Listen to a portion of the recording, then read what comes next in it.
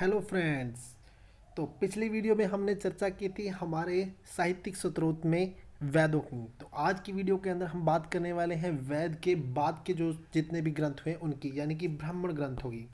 तो ले चलता हूँ ब्राह्मण ग्रंथों की ओर। दोस्तों मैं बता दूँ, जो ब्राह्मण ग्रंथ हैं वो गद्यांशों के अंदर इनकी रचना की गई है। क्यों की गई है? क्योंकि दोस्तों जो हमारे वेद हैं वो कठिन शब्दों के अंदर लिखे गए थे। कठिन जो है उनकी परिभाषा करना बहुत मुश्किल कार्य था। तो दोस्तों इसके सरल रूप देने के लिए जो है ब्राह्मणों की रचना की गई। तो दोस्तों बता दूं कि हर जो ब्राह्मण है, यानी कि हर जो वेद है, उनका अलग अलग ब्राह्मण रखे गए हैं। तो ब्राह्मण क्या होता है दोस्तों? इसकी रचना संहिताओं की व्याख्या हेतु सरल गद्यांश में की गई है। ब्राह्मण का अर्थ होता है क्या? यज्ञ। यानी कि ब्राह्मण का अर्थ है यज्ञ।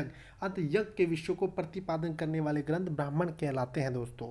प्रत्येक वेद का जो ब्राह्मण है वो कौन है? अलग अलग है। ऐसे ब्राह्मण में राज्याभिषेक के नियम तथा कुछ प्राचीन अभिषिक्त राजाओं के नाम दिए जाते हैं। तो ऐसे ब्राह्मण आपको पता है दोस्तों किसका है? ऋग्वेद का ऐतरेय ब्राह्मण है। शतपथ ब्राह्मण में जो है गांधार, शाल्य, केकई, कुरु, पंचाल, कौशल और विदे आदि राजाओं के नाम मिलते हैं दोस्तों। प्राचीन इतिहास के साधन के रूप में वैदिक साहित्य में ऋग्वेद के बाद जो है शतपथ ब्राह्मण का नाम लिया जाता है, जो कि बहुत ही इंपॉर्टेंट है दोस्तों। मतलब कि ये कि जो वैदिक काल के अंदर अगर हम इतिहास को जानेंगे तो उसके लिए हमें पढ़ना होगा ऋग्वेद।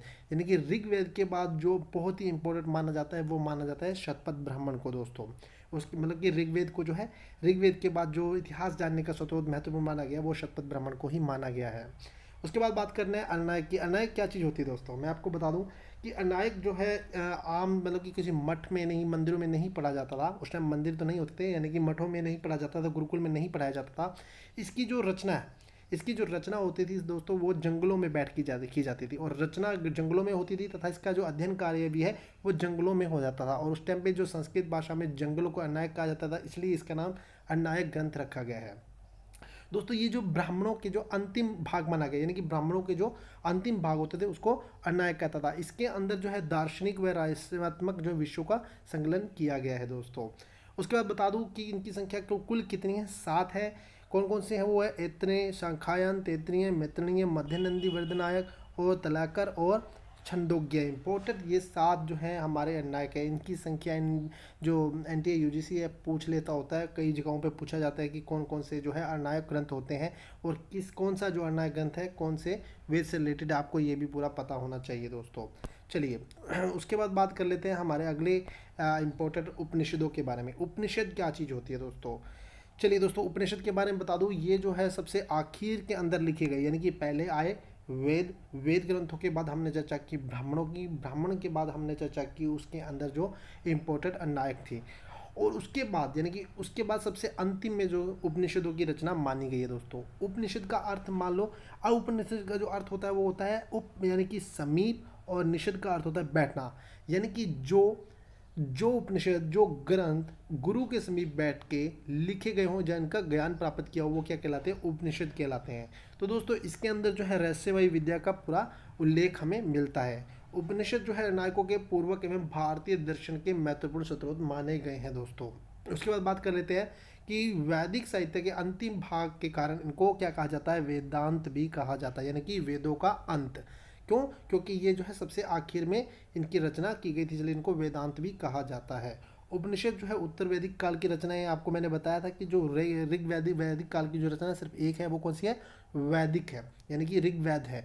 उसके बाद की जितनी भी रचनाएं हुए, यानी कि जितने भी हमारे ग्रंथ हुए, सामवेद, यजुर्वेद और अथर्ववेद, और उनके बाद जो नायक है, उपनिषद है, ब्राह्मण ग्रंथ, ये सारे जो उत्तर वैदिक काल के ही माने जाते हैं दोस्तों। चलिए दोस्तों इसके अंदर मैंने आपको बताया क्या है? रहस्यमय विद्या है, यानी कि प्राविद्या और अध्यात्म विद्या का जो विद्या है भी इसमें मिलती है। सबसे इंपॉर्टेंट बात है कि भारत का जो राष्ट्रीय शब्द है, यानी कि वाक्य है सत्य में विजेते, यानी कि सत्य में ही विजय है, जो मुंडकोपनिषद से लिया गया है दोस्तों। किससे लिया गया? मुंडकोपनिषद से लिया गया है। उसके बाद जो ये उपनिषदों के अंदर जो है आत्मा, परमात्मा, मोक्ष, पुनर्जागरण की अवधारणा भी हमें देखने को मिलती है।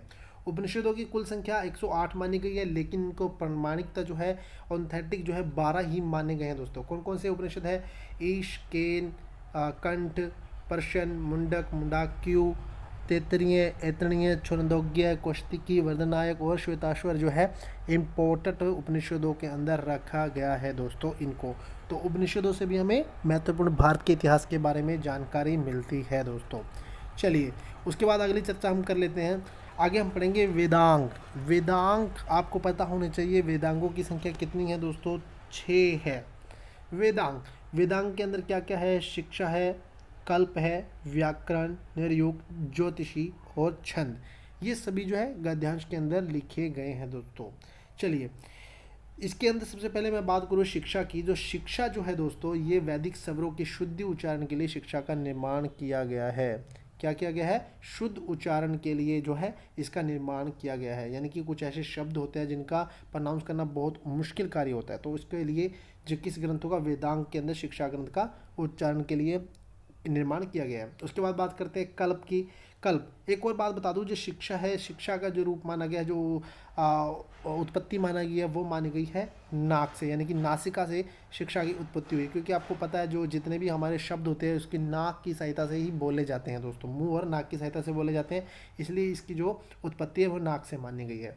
कल्प, कल्प जो होते हैं सूत्र, यानी कि फॉर्मूलाज जो होते हैं, हमारे विधि और विधान के जो नियम्स होते हैं उनका जो संकलन होता है वो कल्प कहलाता है दोस्तों। इसकी जो यानी कि कल्प जो होता है, इसका जो फॉर्मूलाज की जो उत्पत्ति है, ये कहाँ से मानी गई है? वो मानी गई हाथ से। ये कहाँ से मानी गई? नासिका यानी कि नाक से, और ये माना गया है हाथ से। बहुत ही इंपॉर्टेंट है दोस्तों, ये भी पूछ लिया जाता है तो आपको ध्यान रखना चाहिए। उसके बाद व्याकरण। व्याकरण यानी कि व्याकरण, इसमें नामों एवं धातुओं की रचनाएं होती है। व्याकरण आप सभी जानते हैं दोस्तों, ग्रामर होती है, ग्रामर के अंदर उपसर्ग, प्रत्यय, इनके समास वगैरह, संधि वगैरह के आदि के नियम इसके अंदर सबसे ज़्यादा इंपॉर्टेंट होते हैं व्याकरण। चलिए दोस्तों, जो व्याकरण होता है उसकी जो उत्पत्ति कहाँ से हुई है? उसकी उत्पत्ति मुख से मानी गई है, मुंह से जो है इसकी उत्पत्ति मानी गई है। क्योंकि दोस्तों व्याकरण शब्द जो है मुंह से उच्चारित किए जाते हैं, यानी कि मुंह से शब्दों का सही भी बोलना बताया गया है, तो व्याकरण से ये जो उत्पत्ति है मुख से हुई है। उसके बाद बात करते हैं निर्युक्त। निर्युक्त क्या चीज़ है दोस्तों? शब्दों का अर्थ क्या होता है, यानी कि शब्दों को अर्थ की जो पहचान होती है, जो कि बहुत ही इंपॉर्टेंट है। निर्युक्त यानी कि इसको भाषा विज्ञान भी कहते हैं, इंग्लिश में बोले तो बात करें तो इसको हम लिंग्विस्टिक भी कहते हैं। लिंग्विस्टेशन यानी कि किसको किस तरीके से बोलना होता है, कौन सा शब्द किस तरीके से बोला जाता है, सर बोला जाता है, तो इसको क्या कहते हैं? निर्युक्त कहा जाता है। चलिए, उसके बाद बात करते हैं इसकी जो उत्पत्ति हुई वो कहाँ से हुई है? कानों से हुई है दोस्तों। क्योंकि हम जो शब्द बोलते हैं वो कानों में सुनते हैं, यानी कि जो आप बोलोगे उसका जो शब्द का जो उच्चारण करोगे वो सामने वाले को किस तरीके से सुनाई देता है, तो इसके कारण जो नृत्य जो कोई उत्पत्ति कानों से मानी गई है। किससे मानी गई है? कानों से मानी गई है। उसके बाद बात कर लेते हैं हमारे छंदों की। छंद यानी कि साहित्य की, इसके अंदर कौन कौन से छंदों का प्रयोग हुआ है? छंद जो होते हैं एक लिखने का तरीका होता है, तो जो साहित्यिक है इसके अंदर सबसे पहले हमने गायत्रिक जो है, त्रिष्टुप इम्पोर्टेंट माना गया है, जगती है, वृत्ति है, ये छंदों का प्रयोग जो किया गया है।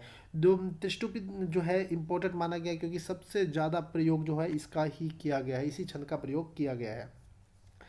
तो दोस्तों ये जो है हमारा सबसे इम्पोर्टेंट माना गया है। जो इसकी जो रचना मानी गई, छंदों की जो रचना है वो पद से मानी गई है, पैरों से मानी गई है। उसके बाद बात करते हैं ज्योतिषी। ज्योतिषी भी बहुत इंपॉर्टेंट है क्योंकि ज्योतिष शास्त्र को, यानी कि भविष्य देखने वाली जो चीज़ है, शास्त्र है, ग्रंथ है, इसलिए इसको ज्योतिष कहा जाता है दोस्तों।